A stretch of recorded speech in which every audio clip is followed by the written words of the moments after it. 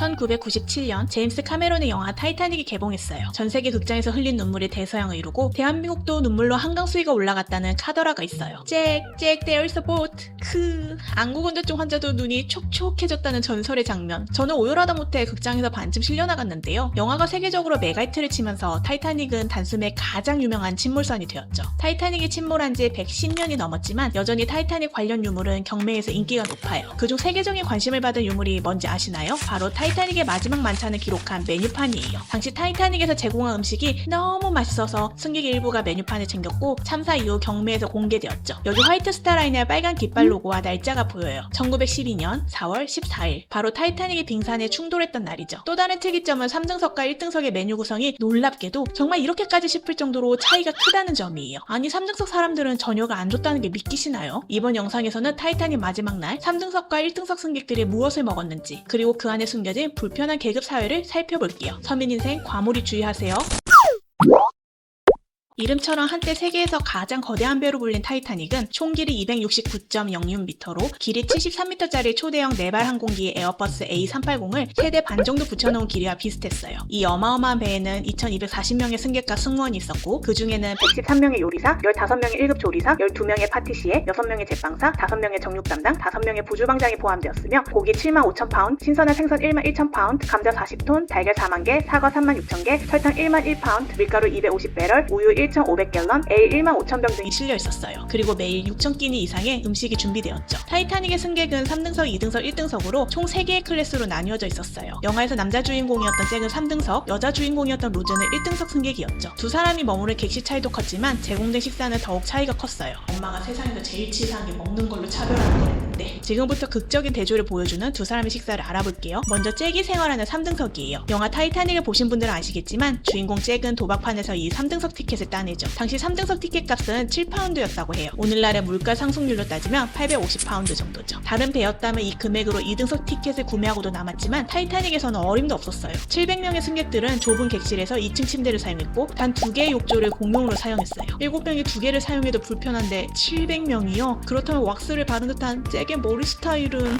대신 타이타닉에서는 식사가 제공된다는 큰 장점이 있었어요. 각자 음식을 챙겨와야 했던 다른 배에 비하면 엄청난 서비스였죠. 게다가 당시 제공된 음식은 3등석 서민들이 평소 집에서 먹던 음식보다 맛과 질에서 훨씬 좋았다고 하니 티켓값은 납득되는 수준이었어요. 3등석에서 가장 풍요로운 식사는 점심 때 제공되었어요. 아침도 나쁘지 않았지만 점심에 비해서는 소박했죠. 그리고 저녁 식사는 냉정하게도 없었어요. 정확히 말하면 격식을 갖춘 저녁 만찬이 제공되지 않았다는 거예요. 당시에는 저녁 만찬이 상류층만을 위한 것이라고 여겨졌기 때문인데요. 대신 3등석에는 허기를 면할 수 있도록 티 또는 수퍼라고 불리는 가벼운 요깃거리가 나왔어요. 3등석 승객들은 4월 14일 오전에 공용 공간 또는 객실 침대 등에서 아침을 먹었어요. 이 사진이 3등석 식당인데요. 모르는 사람들과 다닥다닥 붙어 앉아 해서 극내양이는 먹다가 체했을 것 같아요. 이날 조식은 우유가 들어간 오트밀 죽과 재킷 감자가 사이드로 들어간 훈제청어, 햄과 계란, 신선한 빵과 버터, 스웨덴 빵과 마멀레이드, 차와 커피 등이었죠. 승객들은 훈제청어에 빵과 감자 등을 곁들여서 먹었어요. 청어는 단백질과 필수 아미노산 등 영양분이 풍부하지만 다른 식재료에 비해 저렴해서 서민들이 즐겨 먹는 생선이었죠. 이 때문에 청어는 가난한 사람들과 게만 먹는다는 사회적 편견이 생겨났는데 편견은 편견일 뿐 청어는 현재까지도 영국에서 인기 있는 아침 식사 메뉴예요. 조리 방법은 이름처럼 소금에 절인 청어를 훈제하는 거예요. 나무 타면서 나는 불냄새와 고소한 생선 냄새가 먼저 침샘을 어택하고요. 한 입 베어 먹으면 겉은 살짝 바삭하고 살점은 풍미가 있어요. 단 특유의 강한 향 때문에 호불호가 갈린다는 사실. 세계 최악의 악취 음식으로 유명한 수루 스트리밍의 재료도 청어라고 해요. 점심은 라이스 스프와 신선한 빵, 캐빈 비스켓, 로스트 비프, 브라운 그레이비, 스위트콘, 삶은 감자, 달콤한 소스를 곁들인 플럼 푸딩과 과일 등으로 구성되었어요. 영국의 국민 요리로 일컬어지는 로스트 비프는 안심이나 채끝, 등심을 잘게 썰지 않고 두툼한 상태 그대로 조리하는 요리예요. 그레이비 소스를 곁들여서 고기 자체만 먹기도 하고 빵 사이에 끼워 먹기도 해요. 그리고 이름과 전혀 다른 비주얼의 플럼 푸딩. 푸딩이라고 해서 투명한 젤리 안에 플럼이 들어간 비주얼을 상상했는데 정작 튀어나온 건 말린 자두가 잔뜩 박힌 빵이에요. 참고로 플럼 푸딩은 과일 케이크와 맛이 비슷해요. 여기에 3등석 승객들은 캐빈 비스켓을 먹었는데요. 이 비스켓은 밀가루와 물, 소금으로만 만든 기본 비스켓으로 3등석 승객들의 배멀미를 가라앉혀주는 역할을 해요. 3등석 객실은 배에서도 흔들림이 심한 곳에 위치해서 배멀미가 잦았거든요. 그때 이 캐빈 비스켓을 먹으면 멀미가 완화되었다고 해요. 단단한 비스켓을 씹기 위해 얼굴 근육이 움직이면 머리의 혈액순환이 활발해지고 이로 인하여 두려움과 피로감이 줄어드는 거죠. 우리의 금발 미청년 잭도 아마 식후에는 캐빈 비스켓을 질겅질겅 씹었을 거예요. 석양 아래에서 비스켓 씹는 잭이라니 한 폭의 그림이 따로 없네. 네, 티와 소퍼로 불린 저녁 식사는 차가운 고기와 치즈, 피클, 빵과 버터, 무화과 스튜 앤 라이스, 캐빈 비스켓 등으로 3끼 중에서 가장 가볍게 차려졌어요. 참고로 여기서 차가운 고기는 육회가 아니라 사전에 요리가 된 햄이나 살라미 등을 말해요. 그리고 이 식사가 3등석 승객들의 마지막 식사가 되었죠. 이곳의 승객 중 무려 76% 정도가 사망하고 말았거든요. 전 클래스 중에서 가장 많은 사망자가 발생한 거예요. 아, 정말 입에 서비스 최악이네. 내 140만원 돌려줘요. 이제 영화 속 히로인 로즈가 탑승했던 1등석으로 이동해볼게요. 먼저 1등석의 티켓 값은 30파운드에서 870파운드였는데요. 물가 상승과 환율을 적용하면 한화 약 444만원에서 1억 4천만원 정도였다고 해요. 영화에서 로즈의 약혼자 칼은 약혼녀와 예비 장모님을 위해 스위트룸을 구매했는데 아마 이 방이 인당 1억 4천만원짜리였을 거예요. 뭐가 이렇게 비싸? 돈 줄 알 미쳤네 싶은데 객실과 공용 공간만 제공했던 3등석과 달리 1등석에는 수영장, 캐시 목욕탕, 체육관, 이발소 등 어마어마한 시설이 딸려 있었어요. 여기에 각 객실은 루이 14세, 16세 스타일, 엠파이어 스타일, 앤여왕 스타일 등 화려하게 장식되어 있었죠. 쉽게 말해서 그냥 물 위에 7성급 호텔이었던 거예요. 1등석 승객들은 레스토랑에서 마지막 식사를 시작했어요. 참고로 레스토랑은 1등석 승객들만 출입할 수 있었죠. 1등석의 식사는 일단 엄청난 가짓수가 특징이었어요. 먼저 아침에는 구운 사과, 말린 자두스튜, 뜨거운 옥수수죽, 시리얼 등으로 입맛을 돋우고 메인 식사를 선택했어요. 훈제 연어, 구운 양고기, 구운 햄, 양고기 콜롭스, 훈제 헤더 외에도 신선한 청어가 포함되어 있었죠. 보나마나 3등석에서 먹던 청어와는 품질이 달랐겠지만 가난한 사람만 청어를 먹는다는 주장은 확실히 틀렸다는 걸 알 수 있어요. 1등석 아침 식사의 또 다른 특징은 오믈렛과 스테이크를 주문에 따라 요리해준다는 점이었어요. 아침부터 스테이크 뜯는 삶이라니 부럽다. 이날 1등석 점심은 뷔페로 제공되었어요. 마요네즈를 곁들인 연어, 새우를 버터에 구운 포티드 쉬림프, 훈제 정어리, 청어절임, 청어 이제 그만, 로스트 비프, 양념 소고기, 소금에 절인 우설, 갤러틴 치킨, 비렌햄 파이 등 총 16가지 메뉴 외에도 체셔 스틸턴, 고르곤졸라 등 8가지의 치즈 등이 포함되었죠. 대망의 저녁 식사는 마지막 사치라고 불리는 10개 코스 요리였어요. 첫 번째 코스는 전체 요리로 신선한 생굴이었어요. 두 번째 코스는 가리비와 파슬리로 맛을 낸 콘소메 올가와 통보리 스프인 크림 오브 발리, 세 번째 코스는 무슬린 소스를 부은 연어와 오이였어요. 여기까지는 크게 감흥이 없는데 본 식사는 네 번째 코스부터예요. 네 번째 코스는 안심쪽 고기를 사용한 필레미뇽 릴리, 일명 양파 소스인 리오네즈 소스를 곁들인 치킨 소테, 호박 속을 야채로 채우고 구워낸 베지터블 메로우 파르시가 나왔어요. 여기서 필레미뇽 릴리가 가장 요리하기가 어렵지만 맛은 가장 훌륭했다고 하는데요. 저 두꺼운 고기를 먹으면 입안에 고기가 가득 차서 씹으면 육즙이 팡팡 터지겠죠? 와, 군침이 돌다 못해 줄줄 흐른다. 다섯 번째 코스는 사과 소스를 곁들인 구운 새끼 오리, 샤토 포테이토가 사이드로 있는 서로인 스테이크, 완두콩과 크림, 당근을 함께 끓여낸 크림드 캐럿, 쌀밥, 감자 요리, 그리고 이름부터가 충격과 공포인 민트 소스를 부은 양고기가 있었어요. 영국 놈들이 또 싶겠지만 나름 이유가 있었어요. 영국의 엘리자베스 1세 여왕은 울 산업의 안정화를 위해 양의 개체수를 일정 수준 유지해야 했고, 그러기 위해서는 사람들이 양고기를 너무 많이 먹지 않아야 했어요. 그래서 여왕은 고기가 쓰면 많이 안 먹겠지 싶어서 영국 내 모든 양고기에는 반드시 민트 소스를 사용해야 한다는 법을 만들었어요. 설탕이 활발하게 보급되기 전에 민트 소스는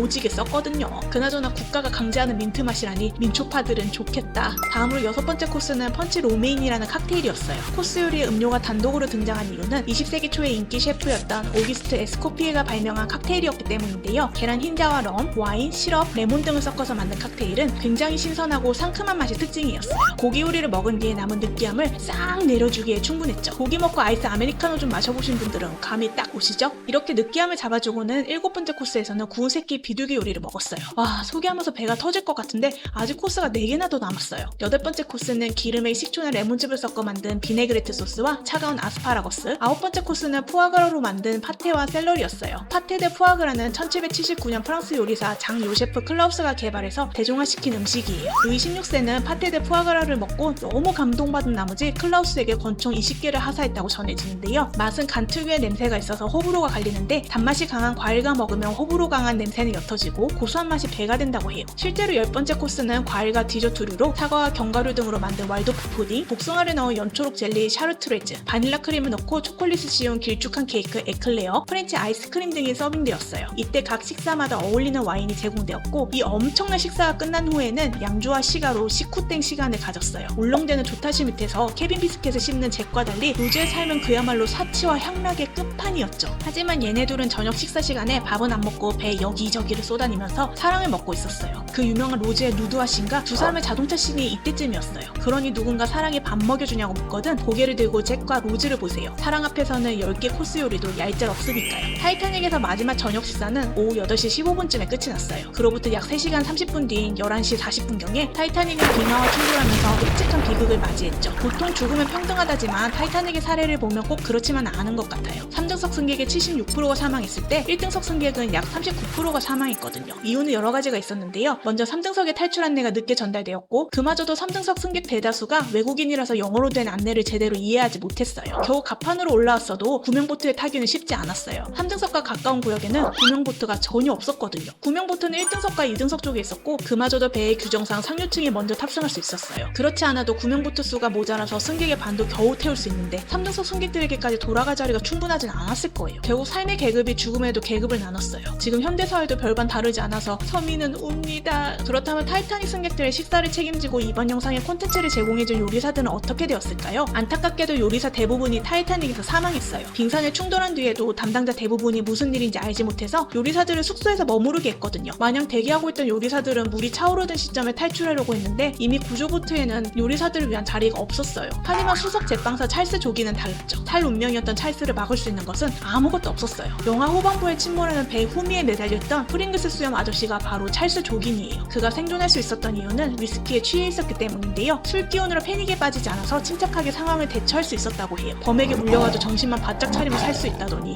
물론 전 호랑이 얼굴 보는 순간 기절 각입니다. 1503명의 사망자를 낸 타이타닉 침몰 사고. 비록 클래스별 3과 죽음의 모습은 달랐지만 두 그룹에 공통점이 하나 있었어요. 바로 타이타닉에 있던 모든 사람이 맛있는 음식을 즐기면서 행복한 시간을 보냈다는 거예요. 3등석 승객들은 미국에서 새로운 출발을 꿈꾸며 희망이 부풀었고 1등석 승객들은 세계 최고의 배에서 새로운 경험을 즐겼으니까요. 죽음의 배에서 행복이라니 참 아이러니하죠? 현재 우리는 그때 그들이 즐겼던 음식이 최후의 만찬이었음 알지만 그들에게 그 순간만큼은 분명 행복한 시간이었을 거예요. 영화에서 잭은 1등석 승객들의 식사 자리에 초대돼요. 잭은 먼저 자리를 떠나면서 로즈에게 쪽지를 건네죠. 그리고 그 쪽지에는 Make it count, 매 순간은 소중이라는 메시지가 적혀있어요. 세상은 불공평하고 미래는 불투명하지만 지금 이 순간을 소중히 여기면 내가 어느 계급, 어느 위치에 있든 행복하지 않을까요? 그러니 여러분들도 이 영상이 재생되는 순간만큼은 힘든 생각을 잊으셨길 바랄게요. 구독과 좋아요, 알람 설정까지 잊지는 마시고요. 지금까지 음식 속 재미를 찾는 문친돈데였습니다. 저는 입맛 도는 다음 영상으로 다시 돌아올게요. 촉촉촉.